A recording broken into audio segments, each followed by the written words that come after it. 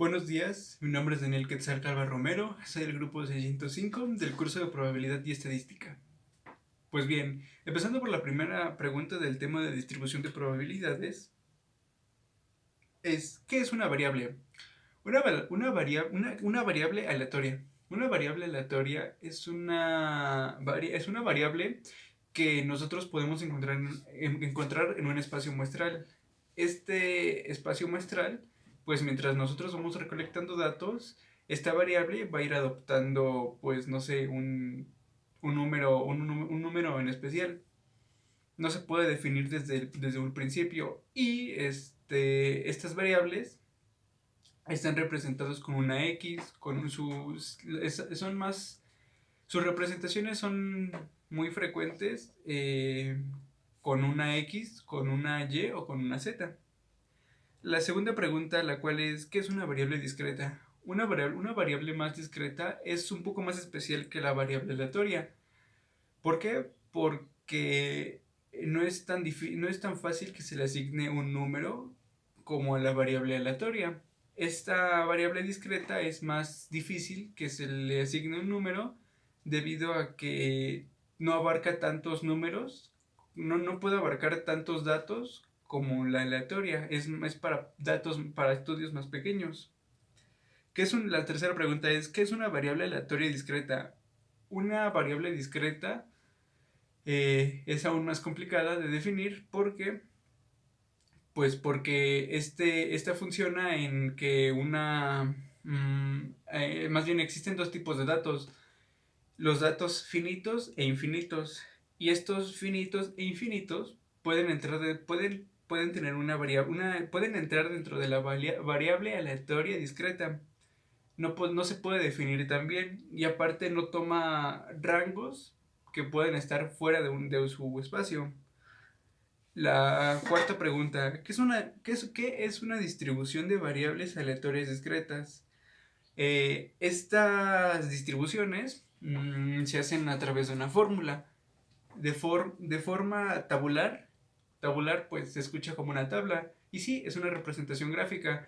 Es como la tabla de distribución de frecuencias que nos dejó en una de las primeras clases del semestre pasado, donde nosotros hacíamos una cierta operación y sacábamos el porciento de ese suceso. La forma gráfica, una gráfica de pastel, de barras, bueno, de preferencia de barras, ya que en las alturas que esta gráfica maneja, perdón, pues es mucho más fácil graficar y demostrar esos datos. Un claro ejemplo, un ejemplo más claro para el lector. Y en función o de fórmula. Por ejemplo, en el video que usted nos mandó, la fórmula, esa es la función. Y entonces esa distribución de variables aleatorias, discretas, se puede demostrar dentro de tres, la cual es la tubular, la gráfica y la de función. La quinta pregunta, ¿cuál es el valor mínimo que puede tomar una variable aleatoria discreta? Estas variables no tienen un rango predeterminado y esto más bien se acopla a la cantidad de sucesos que se vayan registrando durante una recopilación de datos. Si el mínimo es un 5 pues el 5 es un mínimo. Y en la sexta pregunta, ¿cuál es el valor máximo? Igual, el valor máximo es dependiendo de los resultados que el estudio arroje. Si lo mínimo es 5, lo máximo puede ser 12. Si lo mínimo es 0, que no se presentó en ningún caso, pues es un 0.